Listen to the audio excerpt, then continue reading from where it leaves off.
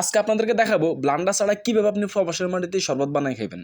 আসসালামু আলাইকুম, আমি আসিফ। তো চলে আসলাম আপনাদের জন্য নতুন একটা শরবত বানানোর ট্রিক্স লই আর কি, প্রবাসী শরবত। তো এখানে কিন্তু আমাদের ব্লান্ডার নাই, ব্লান্ডার একটা কিনতে হলে প্রায় 7 থেকে 8,000 টাকা খরচ করতে হইব। তাই আমরা ব্লান্ডার নিই নাই, আমরা একটা বাটি নিছি আর এই যে একটা চামিচ নিছি বড় দেখে। এখন এখানে দিয়ে দিচ্ছি আমরা 2টা কলা। এই কলাগুলো আমি এখন ভালো করে মিক্স করুম, মানে যেহেতু ব্লান্ডার নাই, ব্লান্ডারের মতো মিক্স করতে হইব। এটা ব্লান্ডার থেকে অনেক ভালো হইবে। যে দেখেন আমার মোটামুটি কলাটা মিক্স করা শেষ, মিক্স করা হয়ে গেছে। তো আমি একটু আরো ভালো করে মিক্স করে নিতেছি।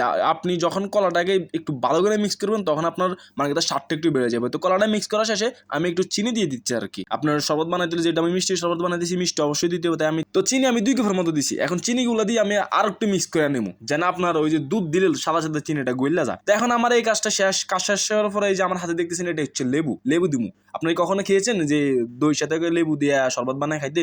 তো দেখেন আজকে মানে আপনার কালারটা যেরকম আসবে আপনি খাইতে ওরকম সেই লেভেলের টেস্ট লাগবে। তো আমি এই লেবুটাকে একটু 4 পিস করে নিলাম, উপরে যে একটু খোসা থাকে ওই খোসাটাকে একটু ফেলে দিলাম আর কি, নাহলে আবার চলে যাবো, তাহলে তো আবার সমস্যা, খায় মজা পাওয়া যাবে না। তো আমি এই যে লেবুটা চিপে চিপে দিতেছি।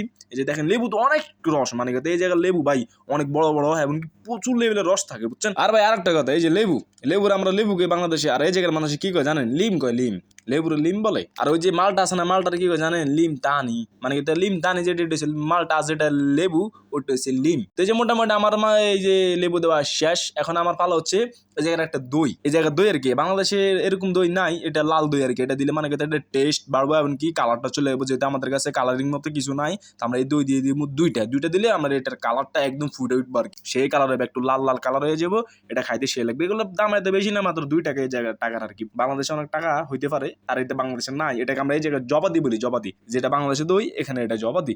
দই বলে কি রে জানেন? ওই যে কারণটা আছে না, কারণকে তারা দই বলে। আমি তো প্রথম অবাক হয়ে গেছি, কিরে ভাই দই এলে করতে, দই খামু কি লেখা? দই দে। পরে আমি কি দই কি? পরে কয় লাইট দে, লাইট। পরে এটা কয় আর কি, কারণটা কয় দই আর কি। তো আমি দইটা দিছি। এখন দইটা দিয়ে এখন লাড়া ছাড়া দিয়ে দিছি আর কি। ভালো করে লাড়া ছাড়া দিলে টেস্টটা বাড়বো আর কি। সবকিছু মিক্স হইব যেহেতু, তাই একটু টেস্টও বাড়বো। তো এখন মিক্স করা শেষ। এখন আমি দিয়ে দিছি কি, ওই যে দুধের কি কয় জানেন? দুধের হালিম দিয়ে দিছি। এখন আমি হালিম দিলে মানে কথা আপনার ওই যে টেস্ট বাড়ে আর কি। তো এখন আমি টেস্ট বাড়ার জন্য দুধ দিতেছি আর কি। না দানা দুধ দিতেছি একটু বেশি টেস্ট হওয়ার জন্য, আরো টেস্টটা বাড়ার জন্য আর কি। তো আমার দুধ টুধ দেওয়া শেষ। এখন দুধ দিয়ে এখন আমি লাড়া ছাড়া করবো আরো বেশি করে, বুঝলেন? লাড়া ছাড়া যদি আমি আরো বেশি করি তাহলে মানে টেস্টটা বেড়ে যাবো, দ্বিগুণ বেড়ে যাবে। এখন যদি 1 গুণ থাকে তার দ্বিগুণ বেড়ে যাবো। এটা হচ্ছে প্রবাসীরা মানে ব্লান্ডার ছাড়া শরবত আর কি। যে দেখেন কি কালারটা আইছে, আপনাদেরকে বাস্তবে আমি বলে বুঝাইতে পারবো না এটার কালারটা কিরকম হয়েছে। আমেজিং কালার আছে। আমার ভাই ফোনটা তো দামি না, গরিব মানুষ, কম দামি একটা ফোন ইউজ করি, তাই আর কি একটু কালারটা অন্যরকম দেখা দিচ্ছে। কিন্তু ভাই সেই কালার যেরকম আছে। তবে আমি গরিব প্রবাসী ভাই, ভালো লাগলে ভিডিওটা একটা লাইক করে একটা শেয়ার করে দিন ভাই। এই যে আমি খাই আপনাদেরকে দেখা দিচ্ছি কিরকম লাগতেছে।